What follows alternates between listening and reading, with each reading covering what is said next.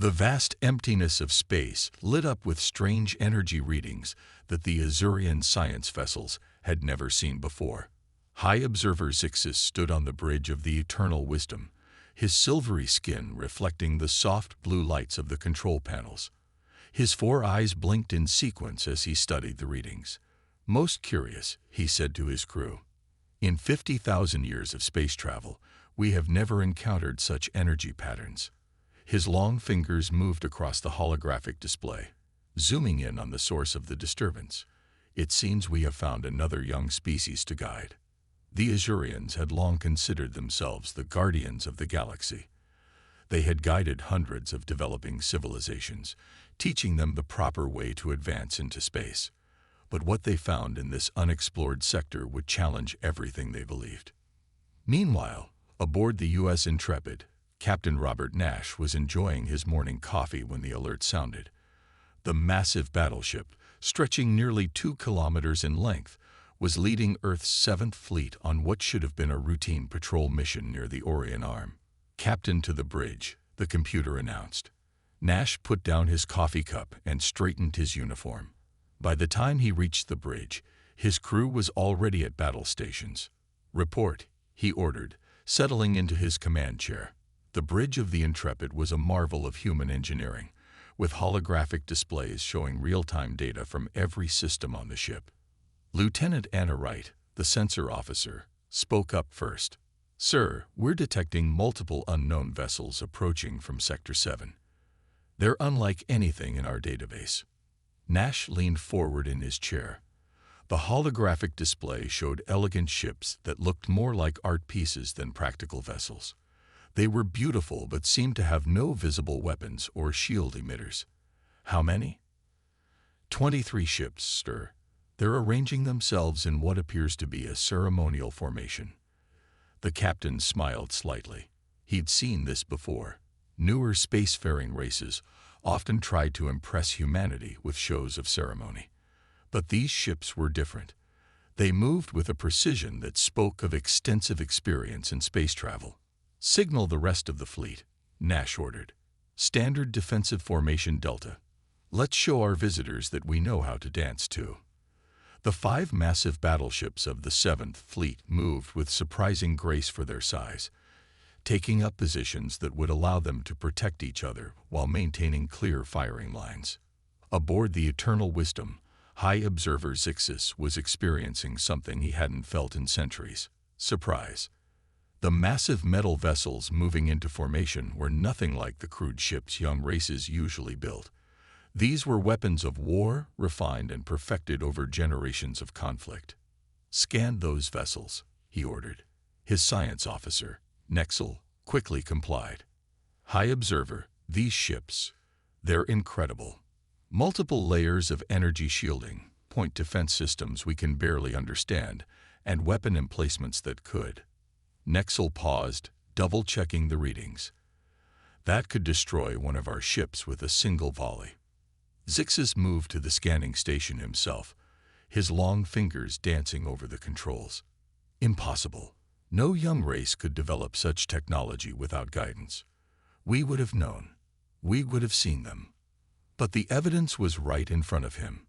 The human ships were masterpieces of military engineering, where Azurian ships focused on harmony and beauty.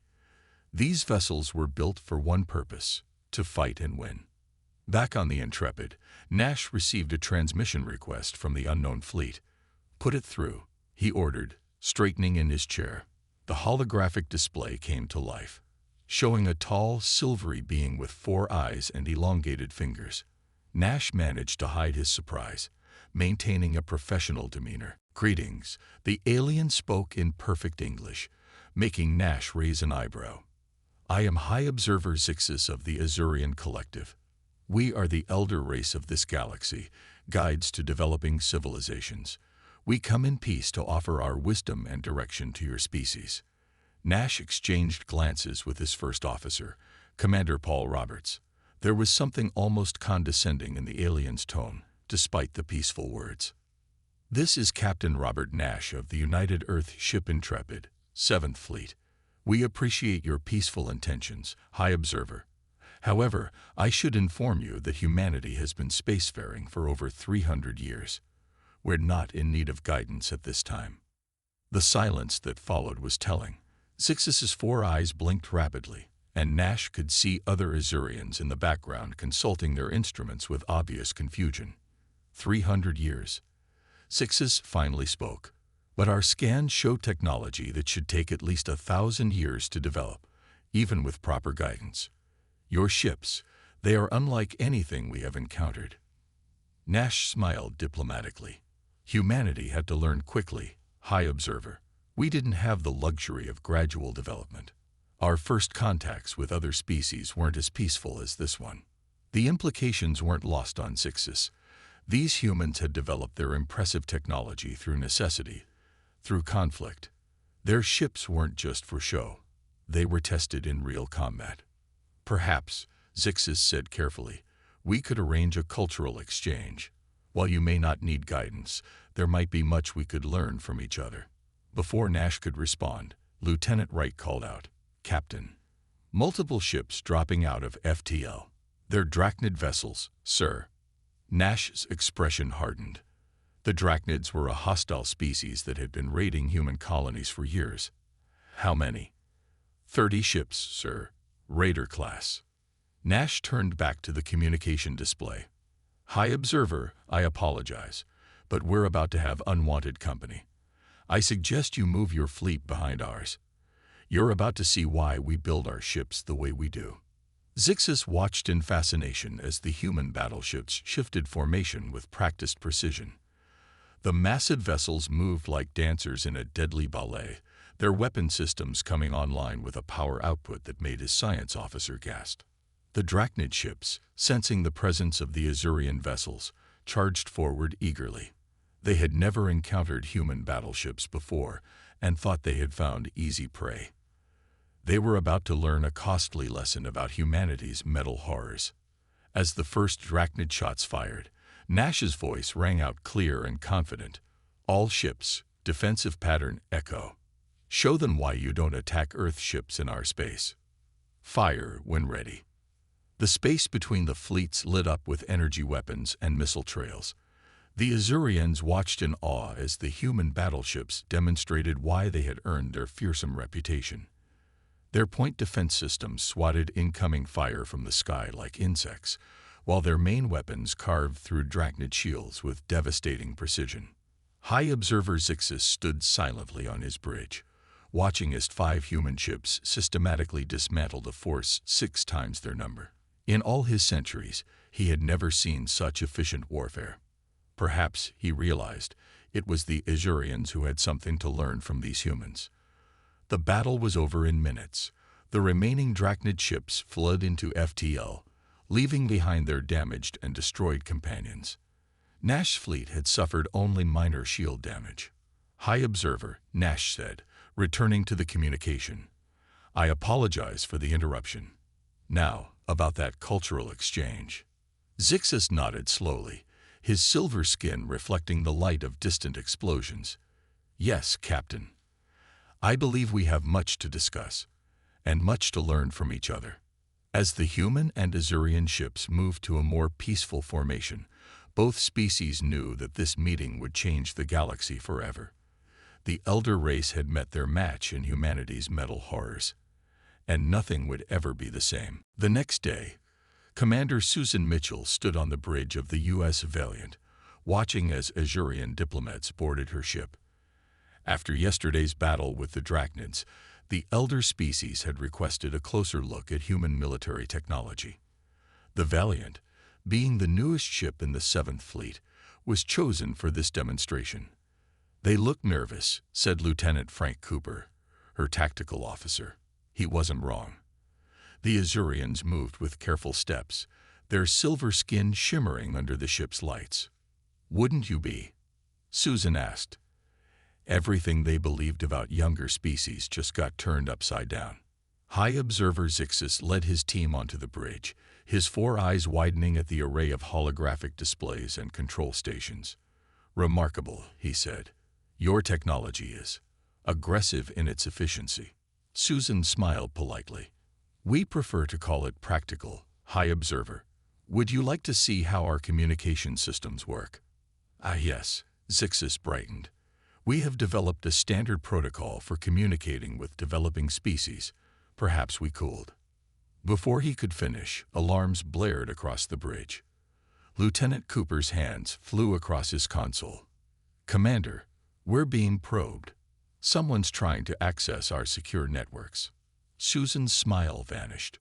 Source. It's coming from. Cooper paused. From the Azurian diplomatic vessel. Mom. All eyes turned to Zixus, who had the grace to look embarrassed. My apologies.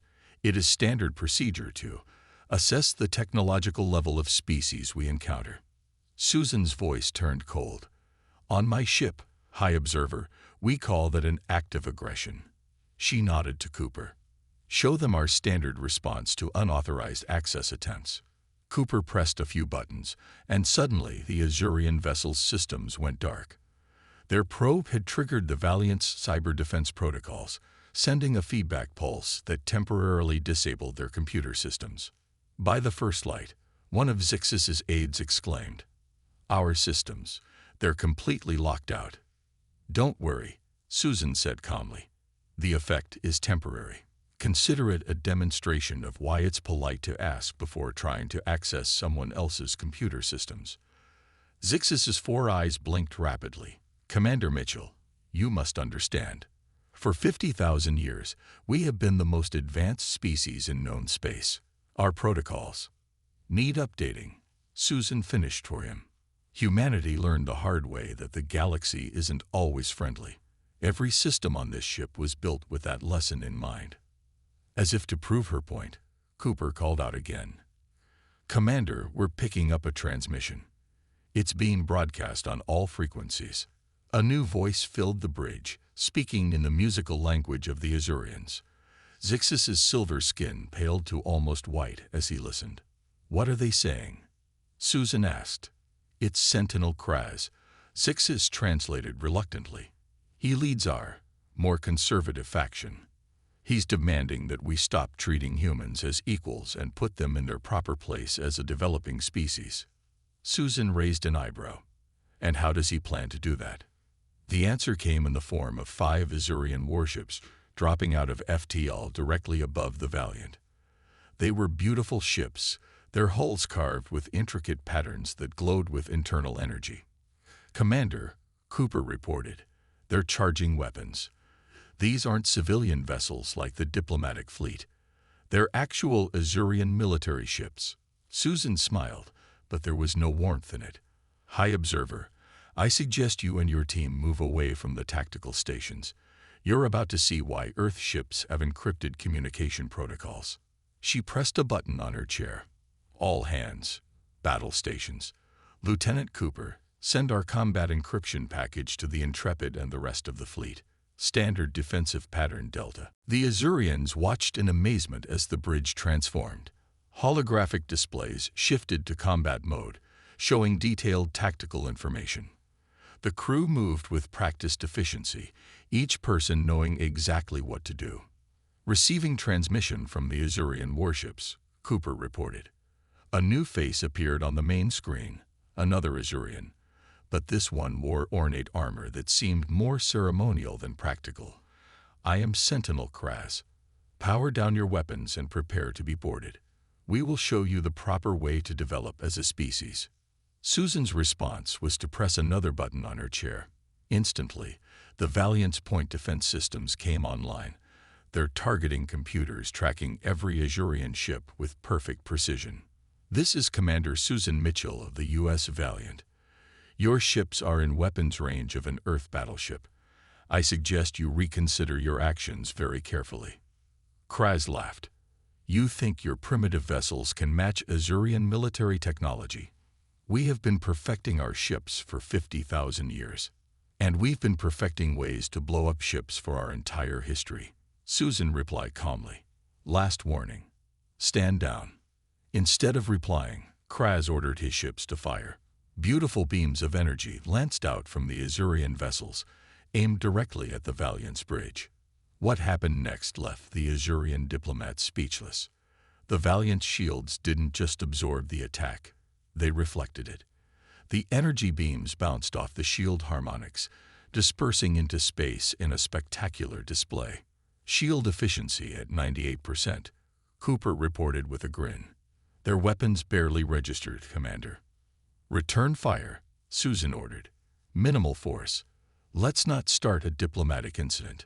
The Valiant's main gun spoke. Unlike the elegant energy beams of the Azurian ships, these were brutal and efficient. Each shot precisely targeted the Azurian vessel's engine systems, disrupting their power flow without causing catastrophic damage. Within moments, all 5 Azurian warships were drifting, their main systems offline. By the eternal stars, Zixus whispered. 1 ship. You disabled 5 of our best warships with 1 ship. Susan turned to him. High Observer, I suggest you contact your leadership. Sentinel Kraz seems to need a lesson in diplomatic relations. The next hour was filled with frantic communications between the diplomatic fleet and the Azurian homeworld. Finally, Zixus turned to Susan with a new respect in his eyes. Commander Mitchell, on behalf of the Azurian Collective, I apologize for this incident. Sentinel Kraz will be removed from his position. His actions were misguided. Susan nodded. Apology accepted. Now, shall we return to our discussion about communication protocols? This time with mutual respect. As the Azurian diplomats gathered around a tactical display, their earlier condescension replaced by genuine interest, Susan couldn't help but smile. Sometimes the best way to earn respect was to show exactly why your ships were called metal horrors by other species. The day ended with the signing of the first official protocol between humans and Azurians, one that specifically prohibited unauthorized system probes and emphasized mutual respect between species, regardless of their age in space. As Zixus prepared to return to his ship, he paused. Commander Mitchell, I must ask, how did humanity develop such effective defensive technology in just 300 years? Susan's answer was simple. When every other species you meet tries to kill you, you either learn fast or you die. We chose to learn. The High Observer nodded slowly. Perhaps he realized there was more than one path to advancement in the galaxy, and perhaps the Azurians had been wrong to think age always equaled wisdom. Lieutenant John Baker stood at his tactical station aboard the U.S. Defiant, watching the stars through the main viewport. It had been 3 days since Commander Mitchell's encounter with the Azurian warships, and things had been quiet. Too quiet. Still no sign of Sentinel Kraz's supporters. Captain Amy Rogers asked from her command chair. No, Mom, John replied, checking his displays again. But these sensor readings are strange. It's like something's disturbing the space around us. The captain nodded. After Kraz's failed attempt to put humans in their place, several of his supporter ships had disappeared from Azurian space. The High Council claimed they were rebels now, no longer part of the collective. Status report. Amy called out to her bridge crew. Engineering reports all systems normal, said Chief Engineer Steve Porter. But we're seeing some unusual power fluctuations in the shield grid. Before anyone could investigate further, space itself seemed to tear open. 7 Azurian warships appeared, their hulls glowing with new modifications that hadn't been seen before. Battle stations, Amy ordered, but her crew was already moving. Red alert klaxons blared throughout the ship. A familiar face appeared on the main screen. Sentinel Kraz, looking more determined than ever. This time, we come prepared for your tricks, humans. Your shield technology will not save you. John's tactical display lit up with warnings. Captain, they've modified their weapons. They're trying to match the frequency of our shield harmonics. Show them why that's a bad idea. Lieutenant, Amy said calmly. Execute defense pattern Echo 3. John's fingers flew across his console. The Defiant's shields began cycling through frequencies faster than the Azurian weapons could adjust. But Kraz's ships had another surprise ready. Multiple targets. John called out. They're launching some kind of energy-draining devices. Small, glowing spheres shot out from the Azurian ships, heading straight for the Defiant. Where they touched the shields, the energy levels began to drop. Clever, Annie admitted, but not clever enough. Mr. Porter, initiate the pulse defense system. Steve grinned from his engineering station. With pleasure, Captain. Charging electromagnetic pulse now. The Defiant's hull began to glow with built-up energy. The Azurians, thinking this was a sign of their weapons working, pressed their attack. That was their mistake. Pulse ready, Steve reported. Fire, Annie ordered. A wave of electromagnetic energy burst out from the Defiant in all directions. The energy-draining spheres exploded harmlessly, and the Azurian ship's new weapon modifications went dark. Their weapons are offline, John reported, but they're still coming at us. They're trying to ram us. Amy leaned forward in her chair. So much for the peaceful elder race. Show them our point defense systems, Lieutenant. Full spread. The space around the Defiant lit up as hundreds of small, automated defense drones launched from hidden bays along the ship's hull. Each drone was equipped with its own weapons and shields, creating a protective swarm around the battleship. By the Ancient Ones, one of the Azurian crew members could be heard saying over an open channel, "Their ship spawns warriors." The drones moved with perfect coordination, intercepting the Azurian ships and forcing them to change course. When one Azurian vessel tried to power through, the drones concentrated their fire on its engines, leaving it drifting in space. "Captain," John called out, "we're being hailed by the High Council. They're sending ships to assist us." Amy smiled. "Tell them not to hurry. We have everything under control." Indeed, the remaining Azurian rebel ships were now trapped in a web of defense drones, unable to move without exposing themselves to multiple firing angles. The mighty Elder Race warships had been neutralized by what they had dismissed as primitive technology. Kraz appeared on the screen again, but this time his arrogance was gone. How is this possible? Our ships are the product of 50,000 years of development." "That's exactly your problem," Amy replied. "You've had 50,000 years of peace, developing weapons you never had to use. We've had 300 years of constant fighting for survival. Evolution works faster under pressure." A new voice joined the conversation as High Observer Zixus's ship dropped out of FTL nearby. "Sentinel Kraz, by order of the High Council, you and your followers are under arrest for violations of the peace protocols." Kraz's response was to order his ships to make one final attack run. "If we can't teach them their place, we'll destroy them." "Lieutenant Baker," Amy said calmly, "show them our main gun." John's hands moved across his tactical station, and the Defiant's spinal-mounted rail cannon began to charge. The weapon was simple in principle. It used electromagnetic fields to accelerate a projectile to near-light speed. But the engineering behind it was anything but simple. "Target locked," John reported. "Fire." The rail cannon fired once. Just once. The projectile passed through the shields of Kraz's flagship like they weren't there, piercing the hull directly where the power core was housed. The ship didn't explode. It just went dark, all its systems instantly offline. The remaining rebel ships, seeing their leader defeated by a single shot, powered down their weapons and surrendered. Later, after Azurian security forces had taken the rebels into custody, High Observer Zixus requested permission to come aboard the Defiant. "Your weapon," he said, looking at the tactical displays. "It's so simple." "Sometimes the simple solutions are the best," John explained. "Your shields are designed to stop energy weapons.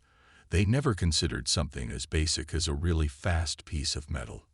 And these drones," Zixus continued, watching as they returned to their base. "They're like a protective swarm." Amy nodded.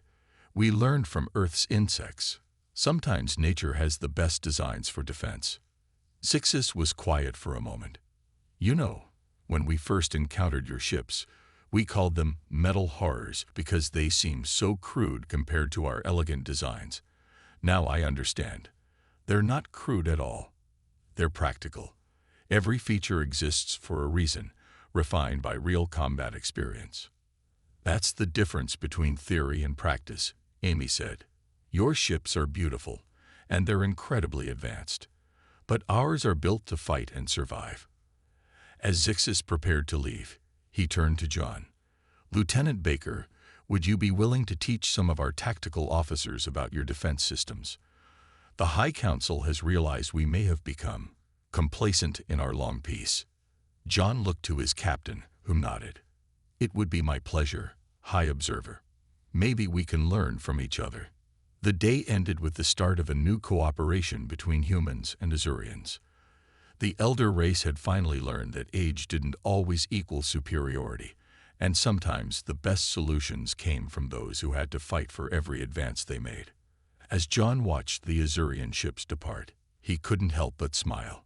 The metal horrors had earned their respect not through age or elegance, but through the simple demonstration of well-engineered warfare. Chief Engineer Kevin Grant wiped sweat from his forehead as he tried to explain the concept of redundant systems to a group of fascinated Azurian scientists.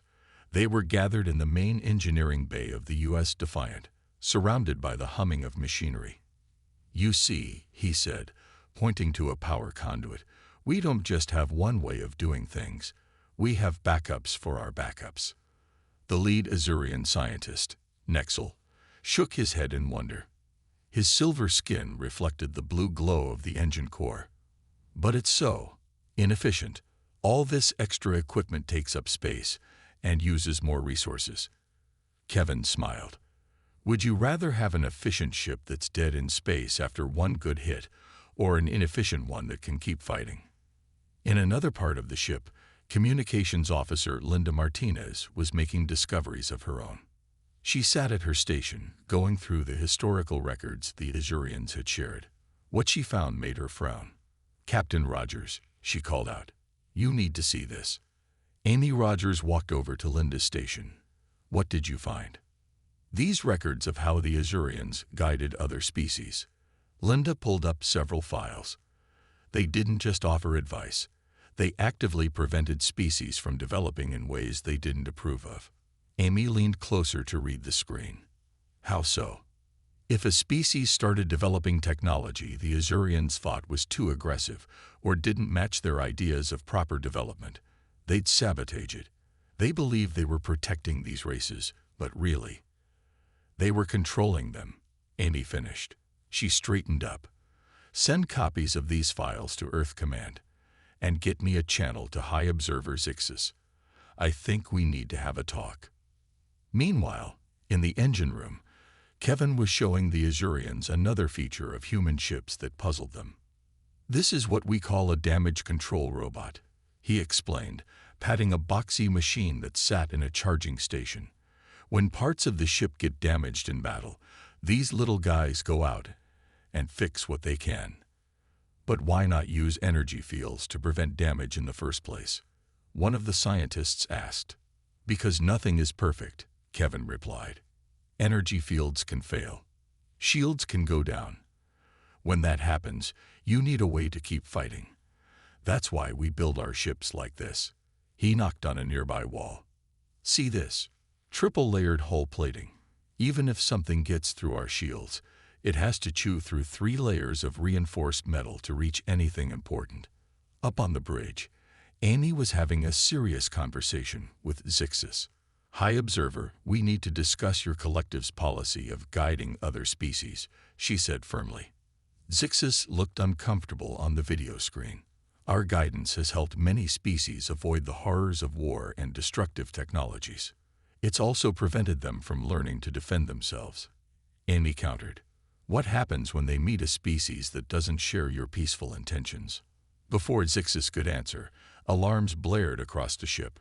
Linda's hands flew across her console. Captain, multiple distress calls coming in from the Azurian colony world Harmony Prime. They're under attack. Show me, Amy ordered. The main screen lit up with images that made even the Azurian scientists gasp. A species no one recognized was attacking the colony. Their ships were organic-looking, with tentacles and strange growths instead of metal and engines. The Nexeri, Zixus whispered. We thought they were just stories. Myths from the Outer Rim. Well, they look pretty real to me, Kevin said, joining them on the bridge. And those organic ships are tearing through the colony's defenses like they're not even there. Amy turned to Zixus. High Observer, this is what happens when you don't let species learn to defend themselves. Your colony has no real defenses because you never thought they'd need them. Please, Zixus said, and for the first time, there was real fear in his voice. Will you help us? Amy nodded to Linda. Send word to the fleet, and get me Earth Command on a secure channel. We're going to show the galaxy why humanity builds its ships the way we do. In engineering, Kevin was already preparing the ship's systems for battle. The Azurian scientists watched in amazement as he and his team moved with practiced efficiency, checking weapons, adjusting shield frequencies, and warming up the backup generators. All these redundant systems and backup plans you thought were inefficient, he said to them as he worked. This is why we have them. When lives are on the line, efficiency isn't as important as survival. One of the younger Azurian scientists spoke up. Could you teach us how to build ships like yours? Kevin smiled. That's why we're here. But first, we need to save your colony. Up on the bridge, Linda made another discovery in the Azurian records. Captain, look at this. The Nexari. They're not myths. They're a species the collective encountered centuries ago. But instead of helping them develop, the Azurians tried to force them to change their organic technology for something more civilized. And now they're back, Amy said grimly. With 50,000 years of hatred and organic technology we've never seen before. She turned to Zixus's image on the screen. High Observer, after we deal with this threat, we need to have a long talk about the consequences of interfering with other species' development. Zixus nodded slowly. Perhaps we have been wrong about many things. We thought our age gave us wisdom, but now I see it may have only given us arrogance. As the Defiant prepared for battle, Kevin finished his impromptu lesson to the Azurian scientists. You see, the biggest difference between our ships and yours isn't the technology. It's the philosophy behind it. You build ships to show how advanced you are. We build ships to survive whatever the universe throws at us. He patted the engine core. There's no such thing as a perfect ship, but there is such a thing as a ship that keeps fighting no matter what. That's what these metal horrors are all about. The Azurian scientists looked at each other, then at the human engineering team working around them. They were beginning to understand that true advancement wasn't about achieving perfection. It was about being prepared for imperfection. As the ship moved into battle formation, Linda intercepted more transmissions from the colony. The Nexari are demanding the Azurians recognize their right to develop their own way, she reported. They're saying 50,000 years of suppression ends today. Amy looked at Zixus's troubled face on the screen. Sometimes, High Observer, the best way to guide someone is to let them find their own path. After we save your people, maybe it's time for the collective to learn that lesson. The whole ship hummed as it prepared for battle.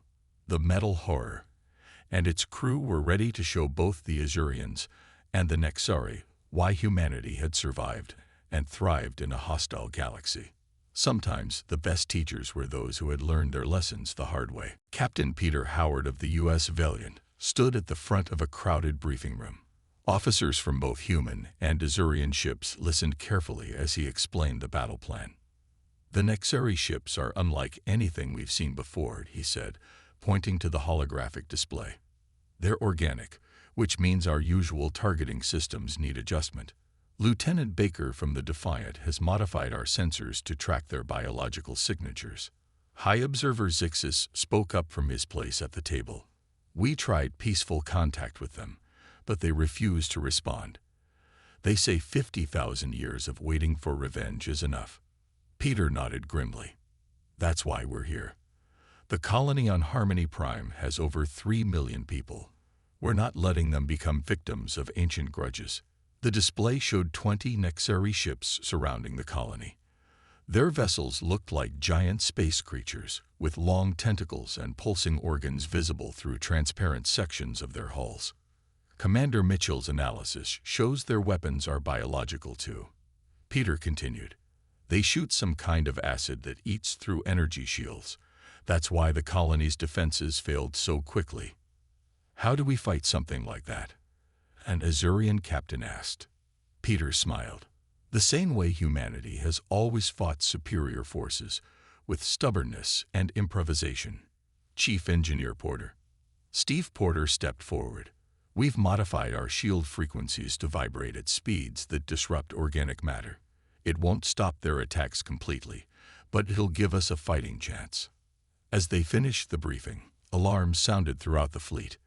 The Nexari are starting their final attack on the colony. A communications officer reported. All ships, battle stations, Peter ordered.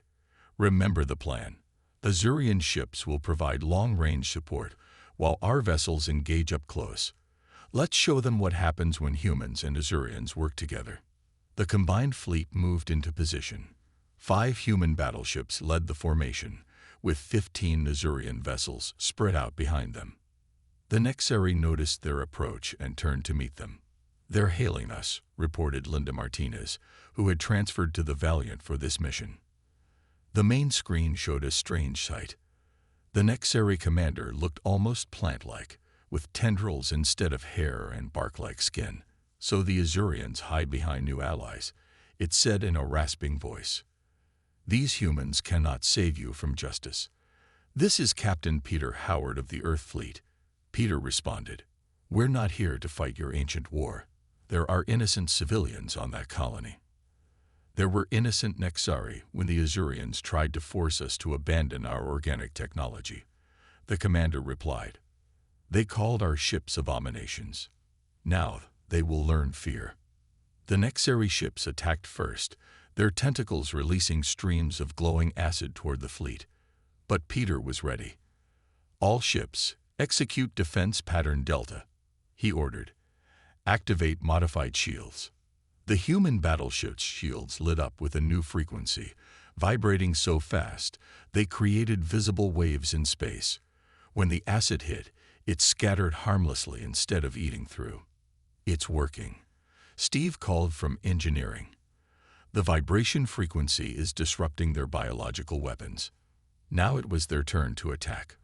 All ships target their central masses, Peter commanded. That's where their vital organs are. Fire. The human ships launched a coordinated assault. Rail guns fired specially designed rounds that released electromagnetic pulses on impact, disrupting the Nexari ships' organic systems.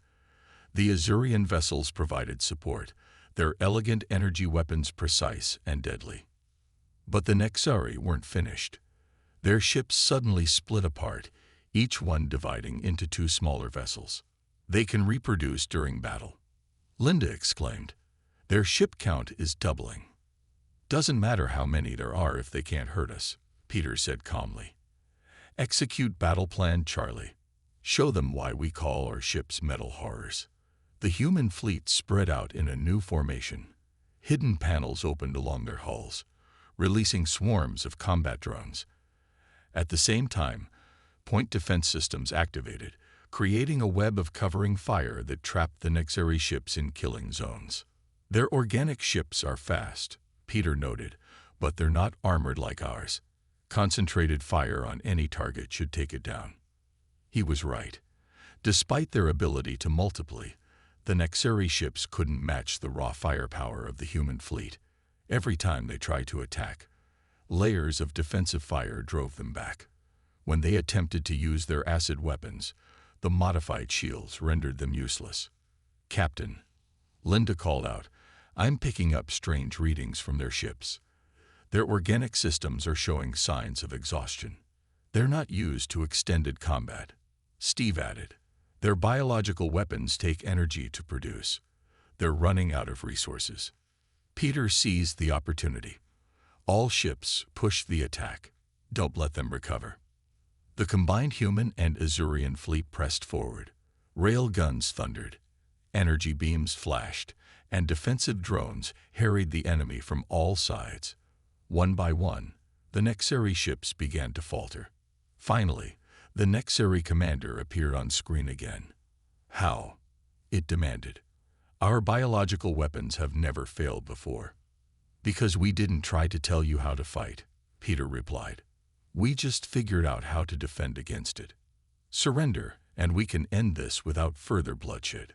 After a tense moment, the Nexari ships stopped fighting. Their commander looked tired. Perhaps there is wisdom in this approach. As the fleet secured the colony and began rescue operations, High Observer Zixus approached Peter on the bridge. "Captain Howard," he said quietly, "I owe you and all humans an apology. We thought we were guiding younger species, but we were really just forcing them to be like us. The Nexari's anger, we brought this on ourselves." Peter nodded. "The real test of wisdom isn't how long you've lived, but how willing you are to learn from your mistakes." "And what would you suggest we learn from this?" Zixus asked. "That every species has its own path," Peter replied. "The Nexari developed organic technology because it suited their needs. We developed our metal horrors because they suited ours. True wisdom is understanding that different doesn't mean wrong." As the day ended, human and Azurian ships worked together to help the colony rebuild. And in a surprising turn, several Nexari ships joined them, their organic technology proving useful in repairing environmental damage. The metal horrors had proven themselves again, not just as weapons of war, but as tools for bringing understanding to a galaxy that desperately needed it. Admiral William Blake watched from the observation deck of Earth's orbital station as ships from 3 different species moved in perfect formation. Human battleships, their hulls scared but proud, flew alongside elegant Azurian vessels. Most surprisingly, organic Nexari ships pulsed with life between them. "Quite a sight, isn't it?" asked High Observer Zixus, who stood beside him. "A month ago, I would have said this was impossible." "Amazing what people can achieve when they stop telling each other how to live," William replied with a smile. They were gathered for a historic occasion. After the Battle of Harmony Prime, the 3 species had spent weeks in intense negotiations. Today, they would sign the first treaty of mutual recognition and defense. In the station's main conference room, representatives from all 3 species sat around a large table. Captain Robert Nash of the Intrepid, who had been there at first contact, stood with his fellow ship captains along one wall. "The treaty is ready for signing," announced Linda Martinez, who had been promoted for her role in understanding the Nexari conflict.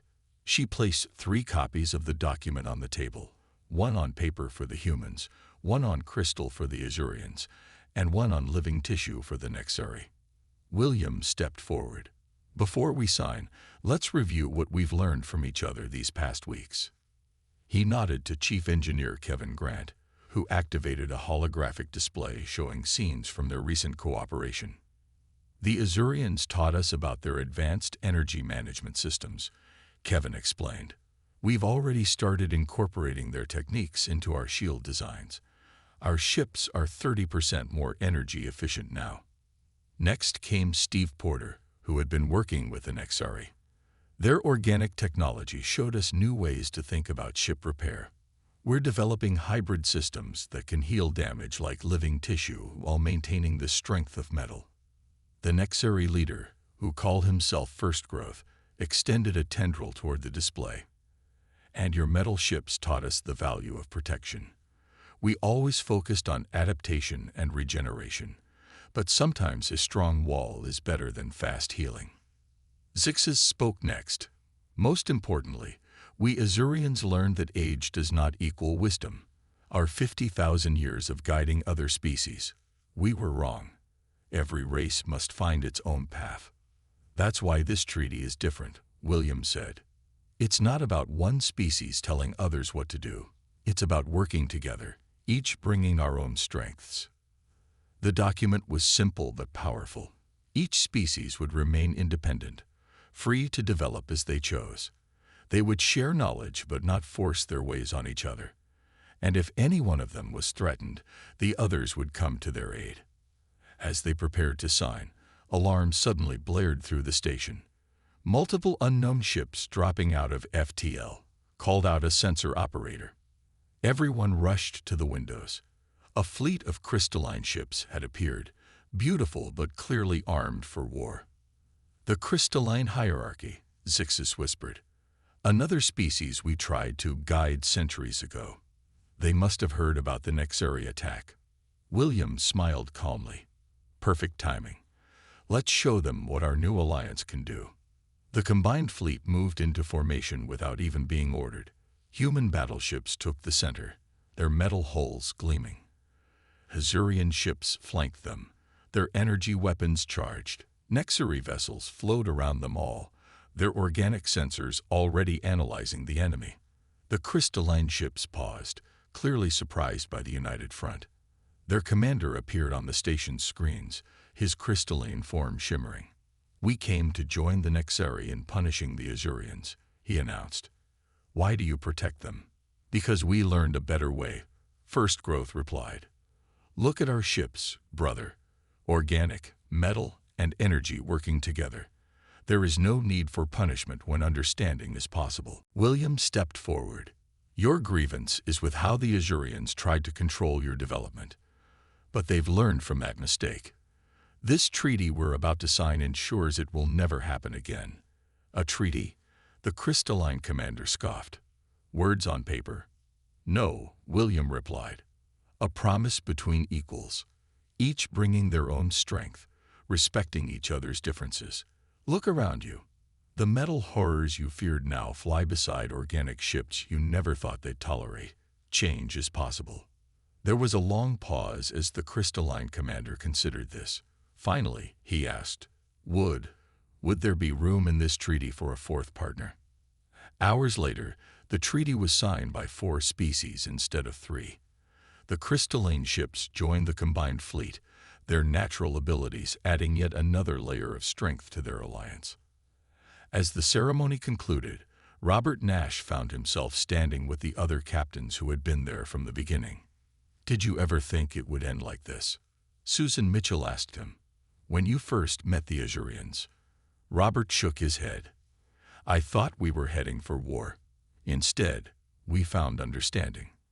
"That's the real strength of humanity's metal horrors," Peter Howard added. "Not their weapons or their armor, but their ability to bring people together." William overheard them and smiled. "That's always been humanity's real gift. We don't just survive. We help others survive with us." As the 4 fleets performed a final honorary flyby, their ships moving in perfect harmony, Zixus turned to William. "You know," the High Observer said, "we still call your ships metal horrors. But now it's with respect, not fear. They taught us that true horror isn't in how a ship looks, but in how it's used. And you humans chose to use yours to protect and unite, not conquer." William nodded. "That's the lesson we all learned. Whether we're metal, energy, organic, or crystal, we're stronger together than apart." The new alliance would face many challenges in the years to come, but they would face them together, each species contributing its unique strengths. The metal horrors that had once inspired fear now led a fleet that represented hope for the galaxy. And somewhere in deep space, other species watched and wondered about the strange alliance of metal, energy, organic, and crystal ships. Some would come seeking war, others peace, but all would learn the same lesson, that wisdom comes in many forms, and strength lies not in forcing others to change, but in helping them be the best version of themselves. The age of the metal horrors had begun, and the galaxy would never be the same.